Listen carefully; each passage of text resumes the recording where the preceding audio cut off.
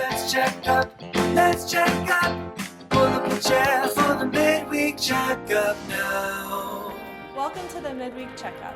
My name is Lindsey Blair, and I'm here with Bobby Gilles. Pastor Travis McGowen preached from 1 Kings chapter 19, verses 1 through 18 in our Fall of the House of David series. In this passage, the prophet Elijah is initially overwhelmed by a threat from Ahab's wife, Jezebel. He experiences many emotions and seeks to hear from God on a mountain. God speaks to him, but not in the manner and the way that he was expecting. Travis taught us that we need to realign our hearts with God's plans. If you missed the sermon or need help remembering, you're in the right place because it's time for the Midweek Checkup. Travis began by saying that our hearts need to realign with God's plans because we lose our direction through our experiences. Our experiences, as real as they may be, cause us to look for things that aren't there, listen for things that are not being said, and search for paths that we can no longer walk. Where have you been? What was it like? Maybe it was a powerful experience like Elijah calling down fire from heaven.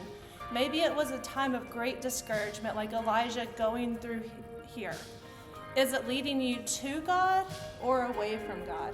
The second reason our hearts need realignment with God is because we value the powerful.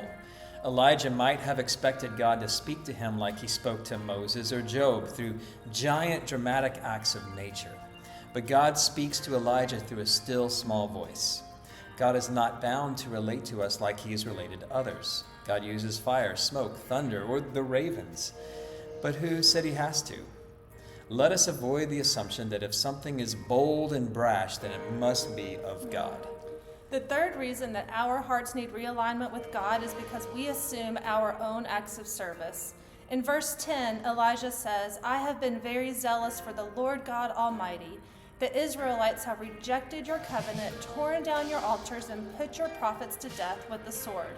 I am the only one left, and now they are trying to kill me too."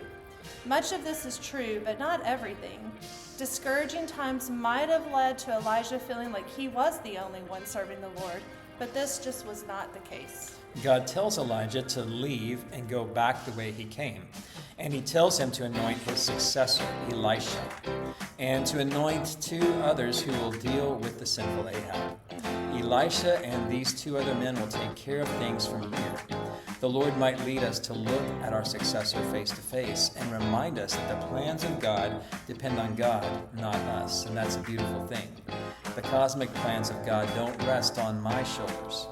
When Jesus says he will build his church, he assumes responsibility for making that happen.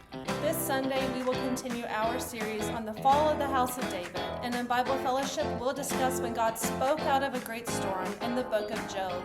Join us and bring a friend.